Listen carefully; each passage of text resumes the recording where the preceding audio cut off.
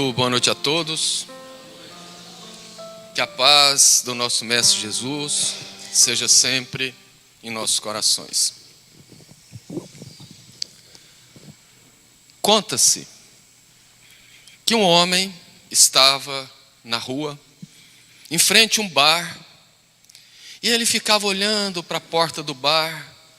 De vez em quando ele estendia a mão, media e falava: essa é a porta mais larga do mundo. Aí ele ia lá perto, media, olhava e falava: essa é a porta mais larga do mundo. E um rapaz que estava por ali vendo aquilo, curioso, se aproximou e disse: meu senhor, já tem aqui uma meia hora que o senhor está aqui, vai lá na frente, volta, mede e fala que essa é a porta mais larga do mundo. Por que o senhor está fazendo isso? Meu filho, pela porta daquele bar passou toda a minha família, passou toda a minha fortuna, passou toda a minha saúde e passou toda a minha paz. Por isto, ela é a porta mais larga do mundo. Essa história narra exatamente o que nós vamos conversar aqui hoje. Já adianto que eu vou ser bastante chato, mas é uma chatice fraterna, com o intuito de alertar.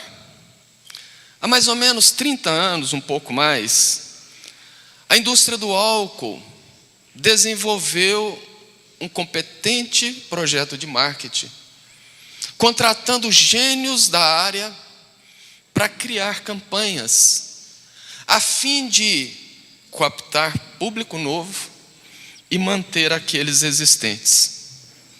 E a coisa se deu muito bem. Para buscar público novo, eles ficavam analisando as pessoas, porque quem aqui tem mais de 40 anos deve se lembrar que à época era muito comum homem beber, mas não mulher. As mulheres que bebiam há mais ou menos 30, 40 anos atrás eram extremamente mal vistas e mal faladas. A indústria do álcool então começou a fazer propagandas. E eu acho que muita gente se lembra de propagandas de mulheres nos bares, envolta a muita alegria, sempre com a lata ou com a garrafinha de cerveja. Um tempo depois, as mulheres foram normalizando a bebida e hoje, estatisticamente, as mulheres estão bebendo mais do que os homens. Mas isso não bastava, eles precisavam ganhar mais. Então, por incrível que pareça, começaram a analisar os adolescentes e os jovens. E entendendo que o paladar do adolescente e do jovem tende ao adocicado, ao doce, lançaram então as bebidas ice e as bebidas misturadas com sucos. E hoje nós temos aí jovens se iniciando na estrada lastimável do álcool aos 12, 13, 14 anos, muitas vezes com mau exemplo dentro de casa. Então conquistaram, mas para manter esse público precisava de mais. Eles então associaram o uso do álcool aos esportes, à saúde, contraditoriamente falando, à alegria, às festas, aos shows. Começaram a patrocinar grandes shows musicais, patrocinar compositores, duplas sertanejas. E basta ver que hoje você não encontra uma única música que se diz sertaneja que não fala de alguma maneira em álcool ou em beber. E as pessoas então começaram a crescer em cima disso. E essa influência foi tão forte que rompeu as portas da casa espírita. Eu arrisco a falar, sem querer ofender ninguém, que pelo menos metade dessas quase 200 pessoas que aqui estão bebem. Nem que seja de maneira recreativa ou, entre aspas, socialmente. E o pior não é isso, é termos palestrantes que bebem, termos dirigentes que fazem. Porque os espíritas deveriam pelo menos dar exemplo daquilo que eles dizem acreditar. E quando a gente conversa com um desses, as desculpas são as piores possíveis. Ah não, eu bebo só um pouquinho, porque um pouquinho não tem problema. Ah não, eu tenho até eu até sei que faz mal, mas eu tomo só de vez em quando, ou eu não sou alcoolista não, eu paro quando eu quero. Embora o meu tom jocoso para tratar dessas desculpas, eu não estou fazendo piada, porque o assunto ele é muito sério. Quem bebe defende o seu vício com unhas e dentes, porque essa pessoa é uma escrava do vício. E eles, tornando-se escravos, se tornam pelo prazer. Por isso que eu não vou falar aqui que beber é ruim, porque não é, beber é bom. Ruim são as consequências da bebida. Portanto, esse é o objetivo dessa palestra de hoje. É mostrar as consequências espirituais dos vícios, com ênfase no álcool, porque é o pior dos vícios. É o pior porque é liberado. É o pior que você consegue ele em qualquer lugar, inclusive dentro de algumas residências de lares. Então, por ser o pior, nós faremos a ênfase, mas lembrando que isso vale, essas consequências valem para qualquer tipo de vício de substâncias. Porque outros tipos de vícios, como de jogos, de sexo, têm umas particularidades que hoje nós não abordaremos. E não por acaso, o marketing da indústria de álcool associou o álcool à alegria, porque é normal quando uma pessoa começa a beber, inicialmente ela fica eufórica, alegre, animada, mais corajosa, se sente mais bonita. No entanto, o que essas pessoas não sabem é que o álcool, ele não te deixa mais forte, mais disposto, com mais desejo sexual, pelo contrário. O álcool, ele é depressor do sistema nervoso central. Existe um gráfico, onde quando você começa a beber inicialmente, ele vai estimulando o cérebro a liberar dopamina, que é o neurotransmissor que dá o prazer, mas depois, na curva descendente, ele é altamente prejudicial. Ele prejudica o raciocínio, a percepção, o autocontrole, a noção do perigo, destrava tudo. E na base da curva descendente vem a irritabilidade, a insônia e a depressão. Não por acaso os estudos mais recentes associam o uso do álcool a episódios e a crises de depressão e ansiedade. Então o álcool ele não tem esse efeito milagroso de deixar sempre alegria. Quer uma prova? Observe uma festa. No começo as pessoas bebendo estão todas animadas, no final da festa é uma tragédia. Todo mundo naquele marasmo, naquela tristeza, uns chorando, outros arrependidos, outros jurando que não bebem nunca mais.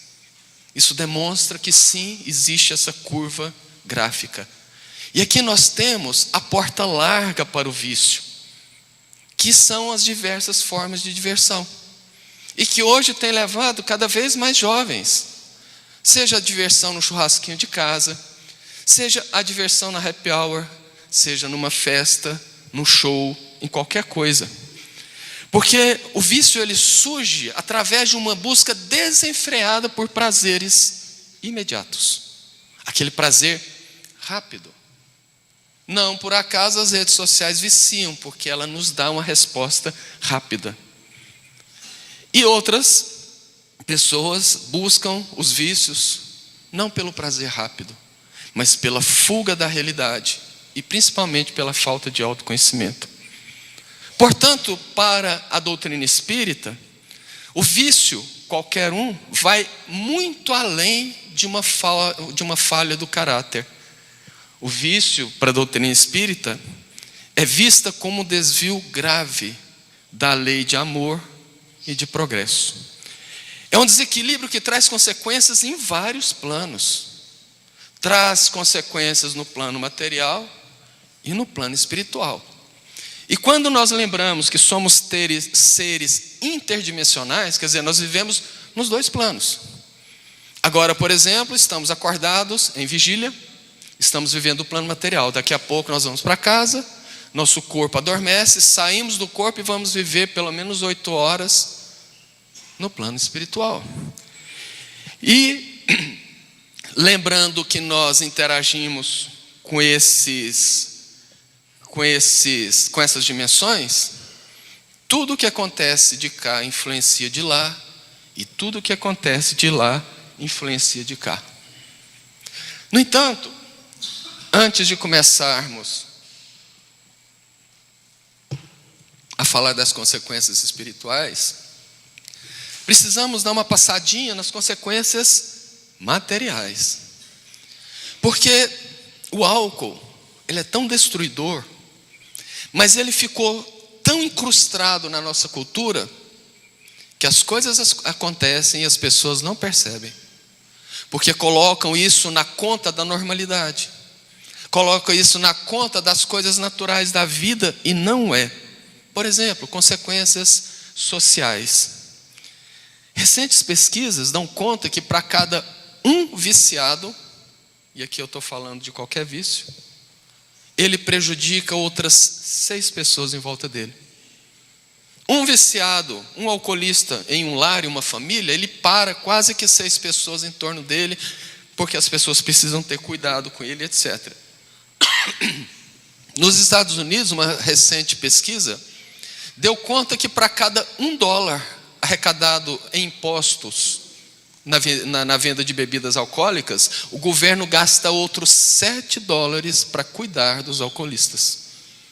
Portanto, se você é um pagador de impostos e não bebe, saiba que você está ajudando a pagar, a cuidar desses alcoolistas.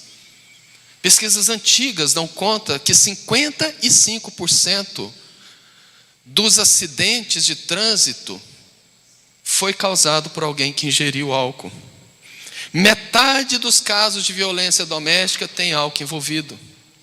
46% das mortes violentas foram causadas por pessoas que ingeriram álcool. E pasmem, 12,5% dos casos de violência escolar entre jovens foi causado por embriaguez. E as consequências familiares são as mais desastrosas, porque nós temos a família como um grande organismo, nós temos a sociedade como um grande organismo, e esse grande organismo é composto pelas famílias, que na base é composta pelas pessoas. No lar, então, o álcool deixa cicatrizes muito dolorosas. Esposas, maridos, filhos vivem situações de desrespeito, de violência implícita ou explícita. Não por acaso, filhos de pais alcoólatras têm crises de ansiedade, têm problemas na sociedade, têm problemas na escola. E sem falar que os vícios ferem os laços espirituais mais profundos, dificultando muitas vezes o compromisso da reencarnação que nós fazemos em espírito antes de vir para a Terra. E finalmente as consequências pessoais, lembrando que essas consequências são enormes, são várias. Eu estou só pontuando algumas para exemplificar. O viciado, para começar, ele é um escravo, ele perde a autonomia. Onde ele vai, ele tem que pensar, lá vai ter bebida? Vou tirar uma semana na praia, numa cidadezinha do interior, no litoral. Lá tem bebida ou eu tenho que levar? Então ele perde essa autonomia porque ele para de governar sua própria vontade. Espiritualmente, isso é gravíssimo porque é a nossa vontade que faz a gestão da nossa evolução. Isso sem falar em depressão, em ansiedade, síndrome de pânico, câncer de fígado, câncer de boca, câncer de tudo quanto é lugar, alteração nos receptores mentais, baixa de testosterona nos homens, que afeta a libido e a ereção, comprometimento hormonal nas mulheres, que atrapalha a excitação, a lubrificação e o alcance do orgasmo. Enfim, o estrago é muito grande. E certa vez, fazendo uma palestra em uma escola sobre vícios, no final uma moça me procurou e falou: vem cá, tio. Esse tio aí foi pesado.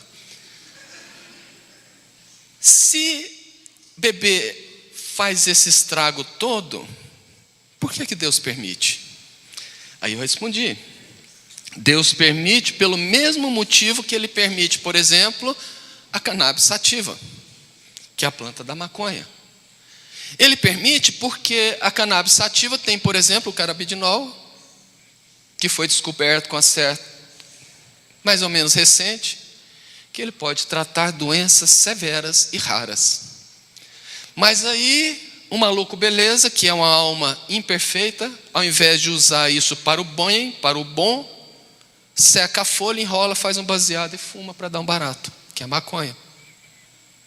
Portanto, nada que tem aqui foi feito para o nosso mal. Pelo contrário, Deus permite para o nosso bem. O mau uso é nosso. Então foi por isso que as coisas aconteceram. Até mesmo porque a questão não é existir e não existir. A questão é nós evoluirmos o suficiente para nos desapegar daquilo. Para entender o lado bom da coisa e fazer um bom uso.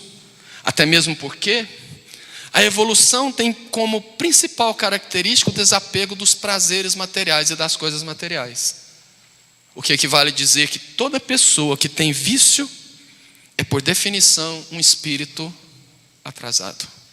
Um espírito muito imperfeito. E quem fala isso não sou eu. Em O Livro dos Espíritos, na questão 895, na resposta, os espíritos respondem a Kardec: o apego às coisas materiais constitui sinal notório de inferioridade.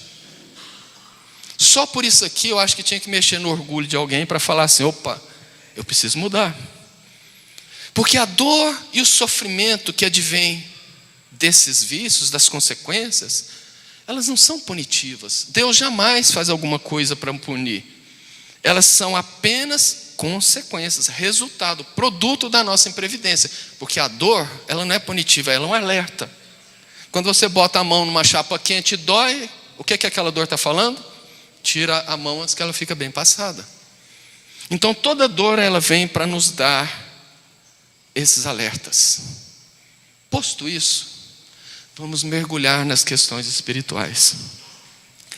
Antes de mais nada, é bom nós entendermos que quando estamos encarnados, nós somos basicamente 3 corpos: alma, perispírito e corpo físico. Na verdade, nós somos 7. Quem tiver interesse em entender isso e saber, por exemplo, o que determina para onde eu vou depois que eu desencarnar, como que existe como é a ferramenta da aplicabilidade da lei de causa e efeito, é Deus que manda fazer ou somos nós que fazemos? Lá no meu canal no YouTube, Carvalho Filho, tem lá uma palestra que fala sobre as características do perispírito. Sugiro assistir e depois ler sobre o assunto, porque nós entendemos muita coisa a partir do momento que entendemos essa questão do perispírito. Mas voltando, como eu disse que nós somos basicamente 3 corpos, é interessante dizer que a interação entre esses 3 corpos é uma via de mão dupla. Ou seja, tudo que eu faço é registrado no perispírito, e tudo que está registrado no perispírito, ele vem para o corpo físico. E aqui as questões do vício tomam proporções desastrosas. Porque os vícios aqui, ele funciona como a fábula da sereia. Como que é a fábula da sereia?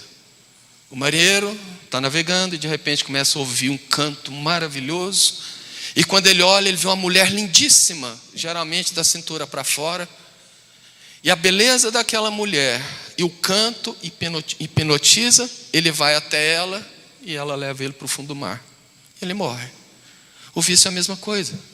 As pessoas são encantadas pelo canto da sereia, do primeiro gole, do primeiro trago. E aí que começa o perigo. Como, por exemplo, o processo bioquímico e psicológico do vício, com ênfase no álcool. O que acontece na nossa vida? Nós temos uma máquina maravilhosa, que não é o corpo, é o cérebro, que faz toda a gestão desse corpo. Nós fomos criados como seres gregários, ou seja, precisamos viver em grupo para podermos aprender através da observação e da tentativa e erro. Eu aprendo a andar, tentando, caindo, e o meu cérebro vai registrando o que eu devo, o que eu não devo fazer. No entanto, existe um sistema muito complexo no nosso cérebro, que envolve várias partes, que se chama sistema de recompensa. Qual que é a função desse sistema? É nos premiar com prazer, sempre que nós fazemos uma coisa que o cérebro entenda que seja boa. Então, por exemplo, Brincar com o cachorrinho na praça é algo bom. Aqui eu vou criar um gráfico só para ser didático. É claro que não é assim, tá? Então, quando eu estou brincando lá com o meu cachorrinho, aquilo me dá prazer, o cérebro entende e libera 2 de dopamina. A dopamina é o neurotransmissor do prazer, da satisfação. Aí de repente eu como um chocolate, aquilo ali, pum, libera 4 de dopamina. Porque é muito melhor do que andar com o cachorrinho.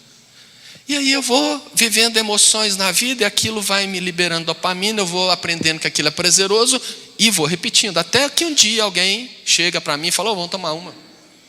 Não, cara, vamos, não bebo. Não, vamos. Vamos lá, que aí você vai ver as meninas, a gente vai conversar e tal. Aí a pessoa vai. E chega lá, ela experimenta a cerveja. Quando aquele álcool cai na corrente sanguínea e vai para o cérebro, pum, vai lá no 10. E o cérebro fala, opa, isso é muito bom. E solta a dopamina, que dá muito prazer. E a pessoa começa a entender que aquilo é bom. E que ele precisa repetir, e ele repete. E ele repete, ele repete, ele repete. Como o nosso cérebro, ele também é condicionável. Chega um ponto que ele já está tomando lá, sei lá, uma caixa de cerveja. E não está dando mais os 10 de prazer. Está dando só 7. Porque o cérebro condicionou. Então ele passa para uma bebida mais forte, um uísque, por exemplo. Aí o cérebro, pum, vai lá no 20. Opa, isso aqui é melhor. E ele passa a usar aquilo com frequência para ter o 20 de prazer. Nesse ponto, já aconteceu 2 coisas. A primeira é que a pessoa passa a acreditar que ela precisa da bebida para se sentir bem. E ela desenvolve algo que se chama dependência psicológica. Ela tem uma presilha psicológica naquilo. Chega na festa, a primeira coisa que ele pega é o copo, porque ele se sente seguro com aquele copo na mão, ele se sente mais macho, mais bonito. Só que, segundo os estudos, no uso do álcool, em média, ou seja, para umas pessoas menos, para umas pessoas mais, em média, o uso constante do álcool torna a pessoa viciada em 6 anos, meia dúzia. O que você acha que acontece com uma criança, praticamente, que começa a beber aos 14? Aos 20, no máximo aos 23 anos, já é um alcoolista. E já enterrou a vida e a felicidade dele para o resto da existência. Esse é o problema. Portanto, a pergunta de $1 milhão: existe dose segura para o álcool? Os estudos dizem que não. E olha que interessante. Agora vamos lavar a roupa suja em casa. Uma vez, conversando sobre isso, numa palestra que eu dei num centro, em outra cidade, eu não posso falar a cidade porque a cidade é pequena e a pessoa vai se identificar. Conversando com isso, ele falou, olha, eu tomo de vez em quando. Não faz muito problema. André Luiz defende que a gente pode beber. Um pouquinho, claro. Falei, como assim? Eu já li lá em Missionários da Luz que André Luiz fala que a gente pode beber um pouquinho. E eu fiquei curioso porque eu já li Missionários da Luz umas 5 vezes e nunca vi isso. E ele me mostrou e eu destaquei aqui. Livro Missionários da Luz de André Luiz, psicografado pelo nosso Chico, no capítulo Materialização. O instrutor fala para André, lá no final do parágrafo, André, você compreende que as doses mínimas de álcool intensificam o processo digestivo e favorece a diurese, mas o excesso é tóxico e destruidor? Está vendo? André Luiz fala que a gente pode tomar um pouquinho, porque é bom. Eu falei, não, você não entendeu nada. Aqui André Luiz não está saindo em defesa nenhuma de álcool, muito pelo contrário.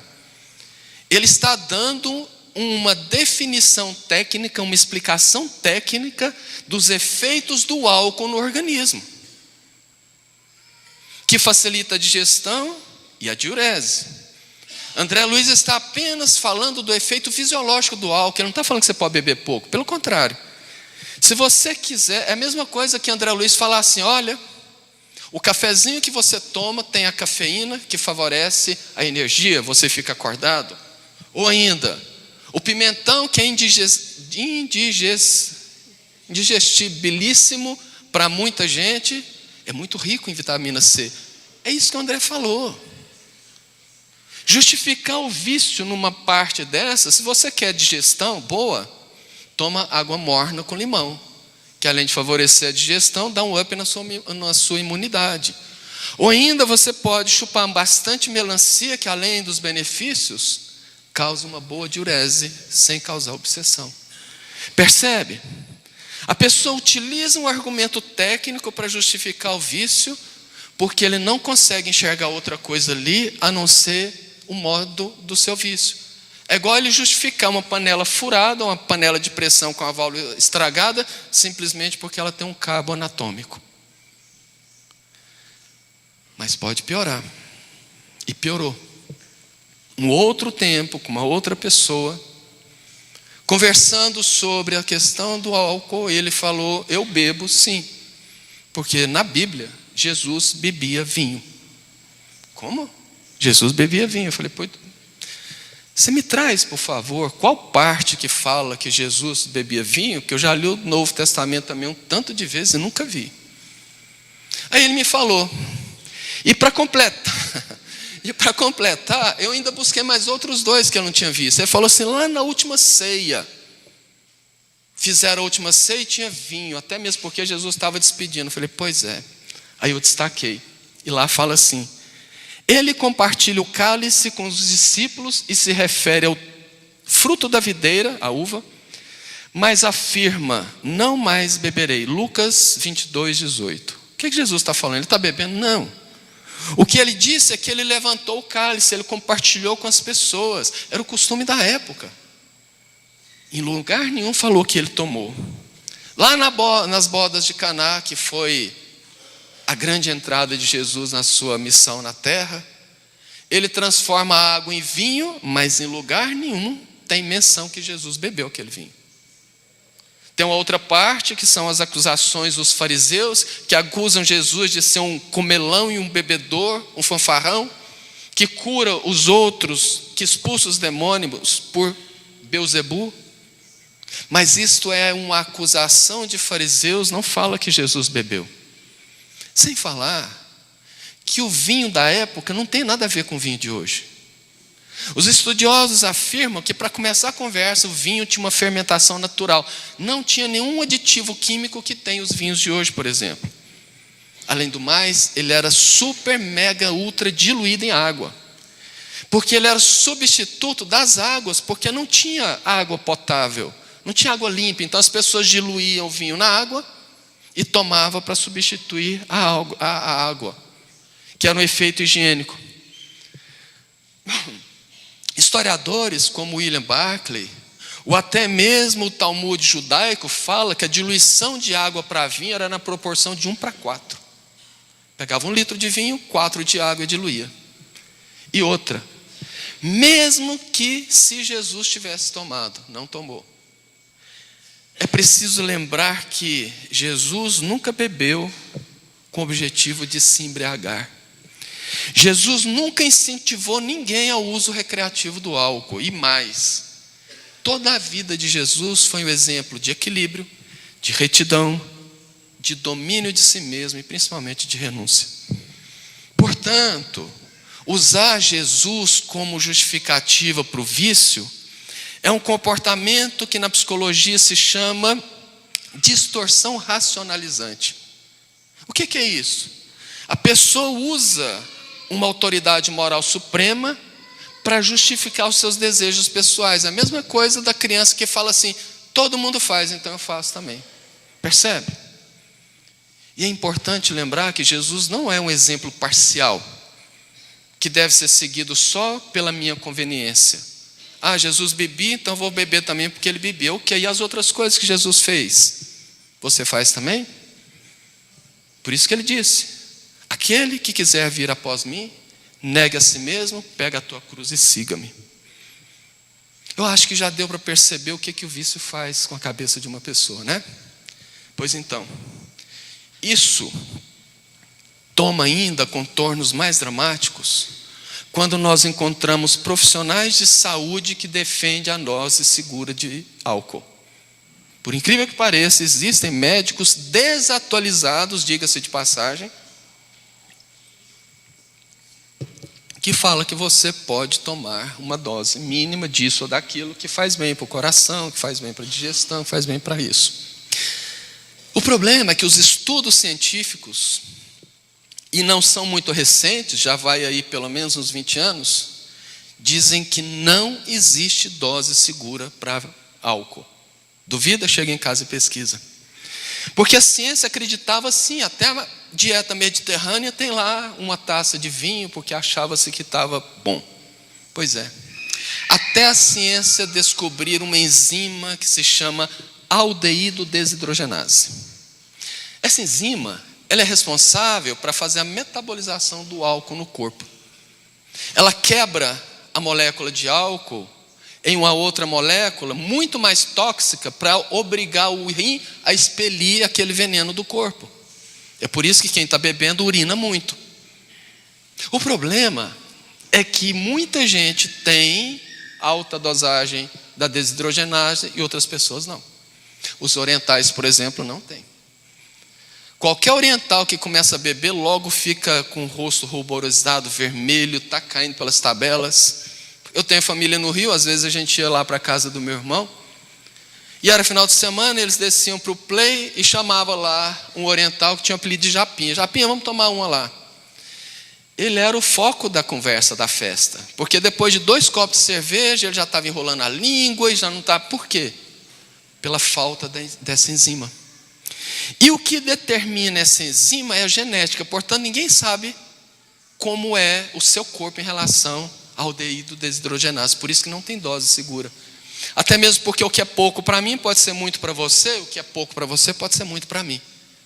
Então, já que isso é uma roleta russa, chegaram-se à conclusão que não dá, que não tem.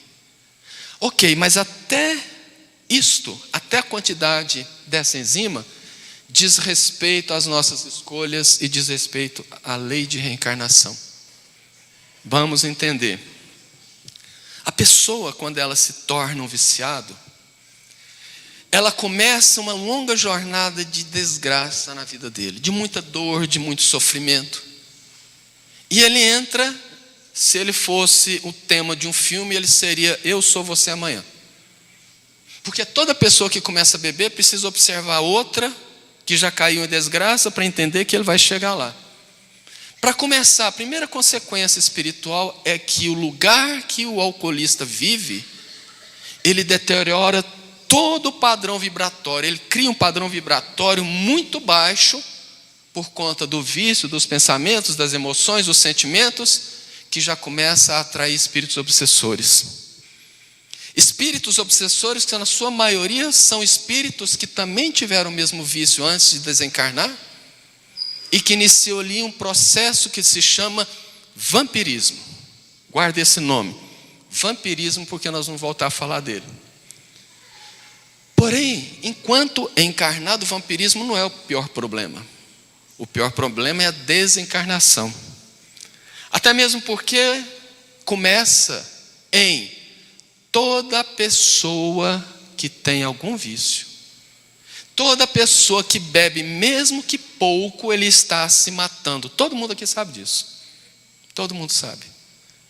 E todas as vezes que você volta para o plano espiritual, provocando a sua morte, você é, por definição, um suicida. Ah, mas eu tomo, mas não quero me matar. Pois é, vamos lá em André Luiz? Primeiro capítulo do livro Nosso Lar.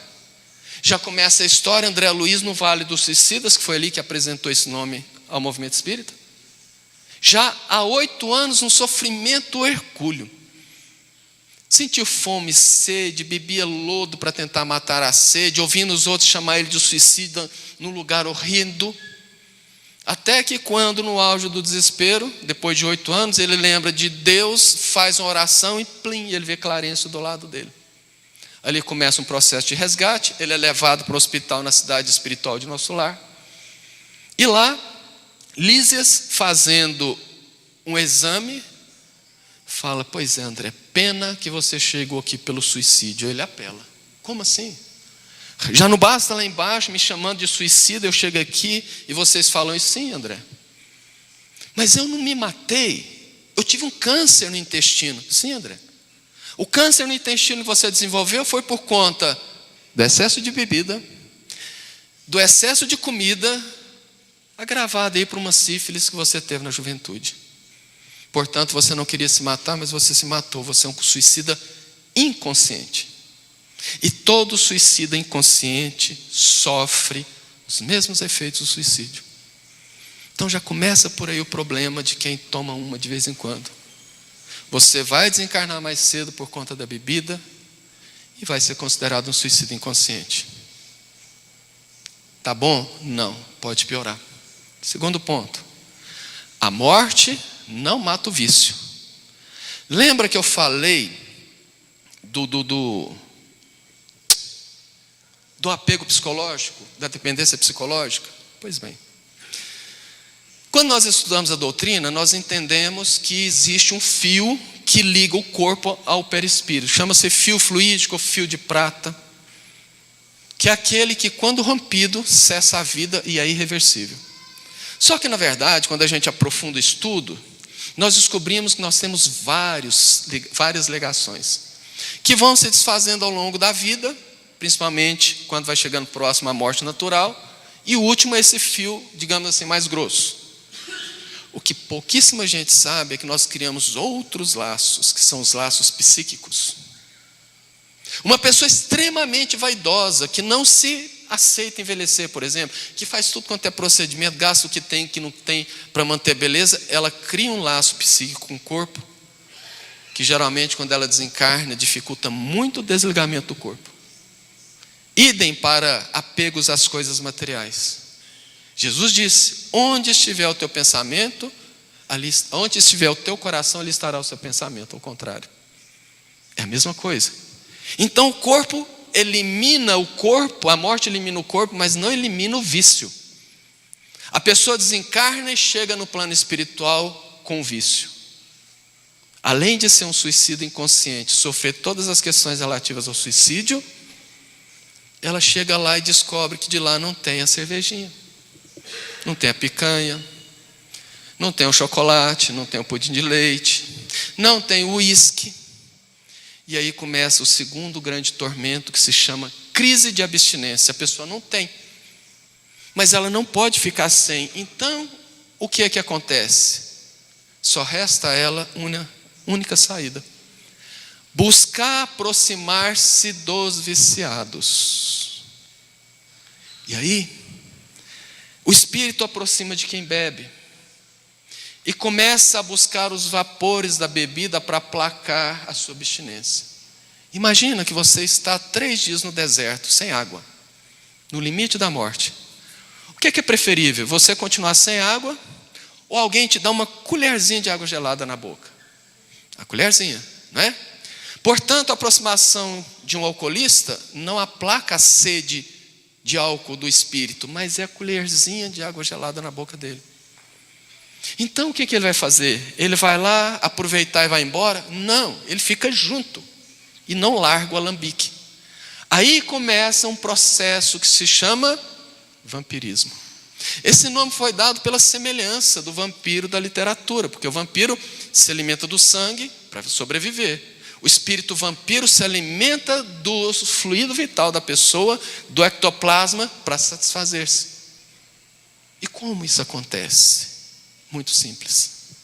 Se vocês pudessem enxergar o ambiente psíquico de um barzinho, o ambiente psíquico de um show, de uma festa, vocês não passavam nem na porta de baixo, muito menos na esquina, porque é horrendo. Às vezes você vai no restaurante, um restaurante bem acabado, de bom gosto, de pessoas polidas, mas no mundo espiritual tem espírito caindo sobre a mesa, no chão, em cima das pessoas bebendo, sugando a energia como se fossem polvos. Tem 3 semanas, eu visitei uma obra aqui perto da saída de Abdala, e como era cedinho, eu saí de lá, tinha um outro compromisso, eu resolvi parar na padaria para tomar meu café da manhã. Aí procurando a padaria, subindo uma rua larga, eu vi a placa de uma padaria do lado, uma distribuidora de bebidas. E estava assim de gente lá na porta. Isso 7 horas da manhã. Eu falei, nossa, uma festa? E quando eu fui aproximando, que povo esquisito. Gente estranha em festa estranha com gente esquisita. Quando eu cheguei próximo, eu vi que eram espíritos que estavam ali aguardando aqueles que iam lá comprar suas bebidas. Eu nem quis parar na padaria, que eu fiquei com medo daquela comida estar contaminada pelo psiquismo daquela turma, que não era nada bonito. Percebe? Mas como que se dá esse processo? Muito simples. Quando eu ingiro o álcool, ele começa a metabolização na língua, desce para o sistema digestivo, e ali ele ganha a corrente sanguínea. E o álcool vai pelo sangue a todas as nossas células. Ele encharca todas as células. Cérebro, os órgãos vitais, o corpo, tudo. O problema é que entre essas mais de 15 trilhões de células que nós temos no corpo, dentro de cada célula tem uma organela que se chama mitocôndria. A mitocôndria é a usina geradora de energia da célula e é encharcada pelo álcool. O problema é que André Luiz nos explica que o local onde é gerado o ectoplasma, que nós podemos chamar de fluido vital, é exatamente na mitocôndria. Então, quando eu bebo, ao invés das minhas mitocôndrias estarem gerando energia, estão gerando os vapores de álcool. Não é assim não, mas é só para ficar didático. Eu passo aqui um perfume francês. E passo por esse corredor central. Até quem está nas extremidades vão sentir o perfume, não vão? Por quê? Porque o meu corpo está evaporando, exalando o perfume. Com álcool é a mesma coisa. Então o espírito se aproxima e começa a sentir aquilo. E ele passa a influenciar a pessoa e sugar junto o seu ectoplasma. Porque ele chega a embebedar. Eu tenho certeza que todo mundo já ouviu falar ou conhece uma pessoa que fala assim, não, o fulano é muito forte para beber. Ele começa a beber uma garrafa de uísque 7 horas da manhã, quando é 8 horas da noite ele já secou e nem ficou bêbado. Não ficou mesmo. Porque ele está dividindo o que ele está bebendo com uma penca de obsessores que estão sugando dele as energias alcoólicas. Por isso que é difícil uma pessoa deixar o álcool. Precisa de uma série de coisas, inclusive acompanhamento espiritual.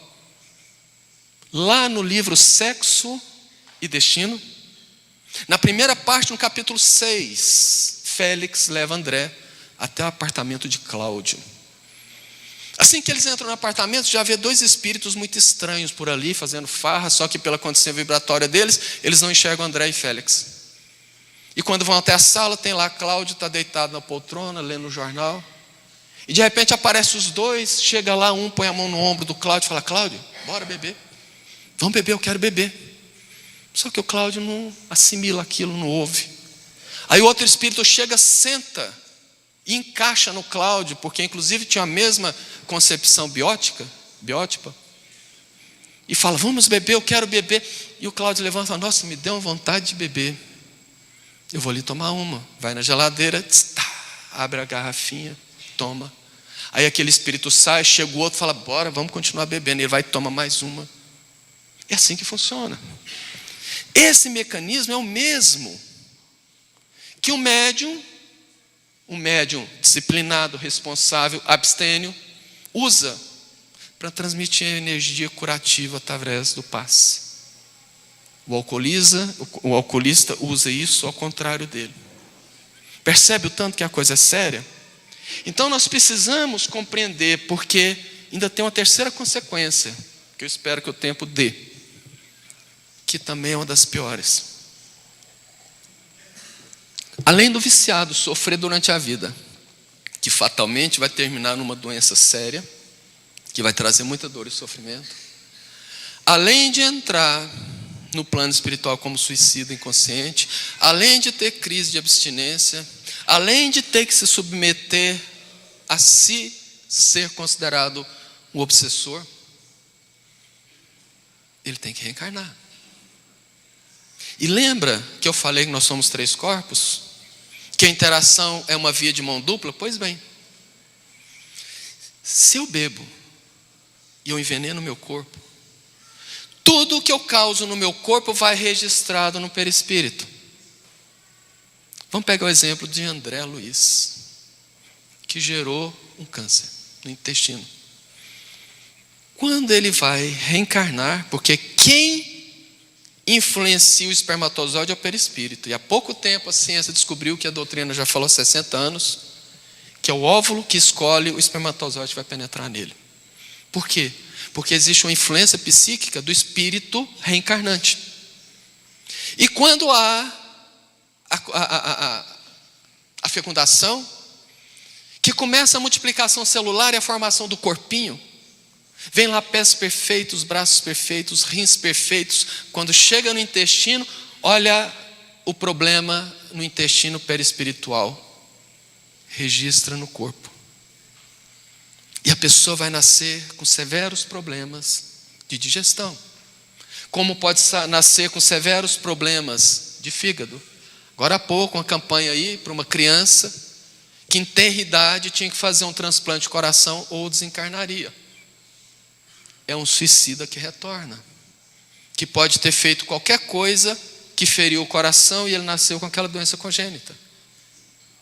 E aí que vem o tal do aldeído desidrogenase, porque o alcoolista, quando retorna, ele nasce num corpo muito mais resistente para a bebida. Eu morava em Mineiros por 8 anos, e lá eu morava no prédio, um lugar muito gostoso, só tinha família. O pessoal era muito unido, fazia festa sempre, com respeito, 10 horas acabava o barulho. E tinha um casal que morava no andar de baixo, que era um casal que eu admirava demais. O cara, então, eu tinha muita admiração por ele. Era um cara trabalhador, estudioso, gente boníssima. A gente pedalava de vez em quando, a esposa dele ia junto. Até um dia que teve uma festinha. E o bebê dele tinha 10 para 11 meses.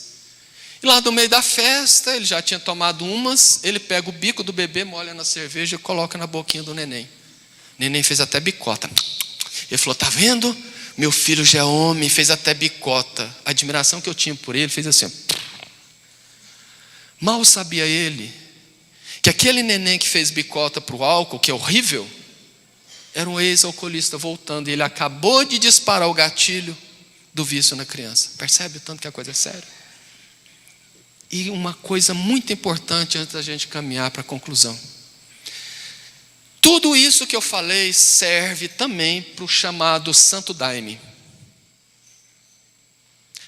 Não adianta você falar, não, porque tem uma lei que liberou. Sim, nos Estados Unidos tem uma lei que libera a morte, baseada na Bíblia. Os estados que têm pena de morte.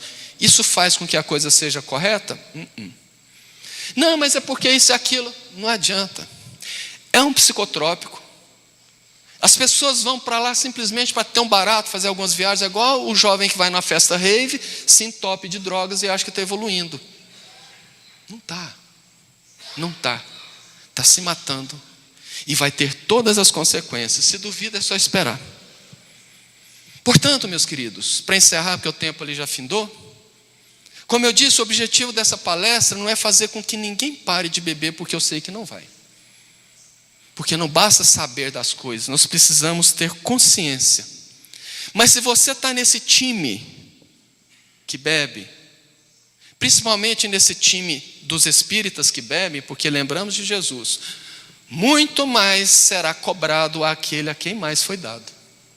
O espírita que tem a consciência, que tem o conhecimento e continua fazendo, na balança da lei de causa e efeito, o peso é maior. Então, se você está nesse time e quer sair, a doutrina espírita apresenta caminhos realmente interessantes para isto. Qual é o primeiro caminho? Querer. Ninguém faz nada se não quiser, então eu preciso querer em primeiro lugar. Segundo passo, a reforma íntima e o autoconhecimento, porque através do autoconhecimento, eu vou descobrir o que me levou para o vício. se foi uma carência, se foi um problema de um vazio existencial, uma frustração, uma autoestima muito baixa. Através do autoconhecimento eu descubro, e descobrindo o motivo fica mais fácil combater. O próximo passo, a oração e vigilância. Muita gente não dá atenção para a oração, mas a oração tem um efeito. A oração não é um repertório de peditórios. A oração, antes de tudo, nos fortalece. E não precisa rezar 300 Ave Marias e 200 Pai Nosso, porque isso nem não funciona. Porque Jesus disse, quando quiseres orar, entra no teu quarto em silêncio, fecha a porta e a janela e em segredo peça ao Pai que, ouvindo-te em segredo, responderá. Qual que é a tradução disso, segundo Joana de Ângeles? Entra no seu quarto, se concentre, entre em você. Feche portas e janelas, feche os olhos. Por que nós fechamos os olhos? Porque qualquer mosquito que passa, tira a nossa concentração. Porque depois vem em segredo, ou seja, em pensamento, converse com Jesus, converse com Deus. A oração não é um repertório de palavras. Mas o Evangelho tem como modelo. Quando eu chego aqui, eu falo assim, boa noite a todos, que a paz do Mestre Jesus esteja em nossos corações. É a minha oração. Aqui eu já conecto com a espiritualidade que me permite receber inspirações.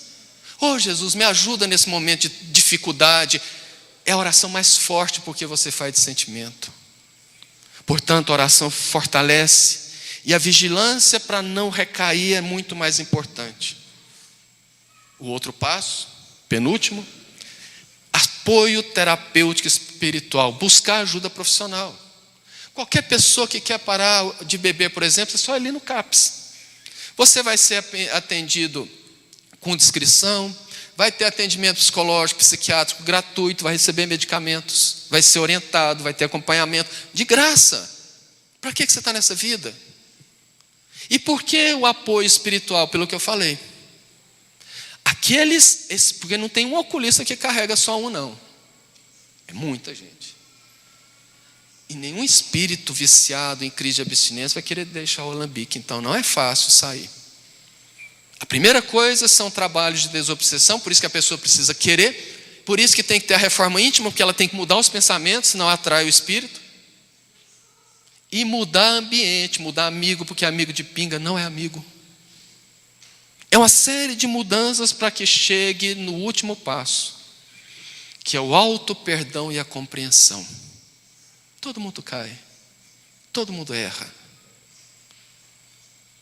O que cabe a nós é não fazer. Eu não preciso seguir os outros. Eu, Carvalho, por incrível que pareça, eu tive adolescência.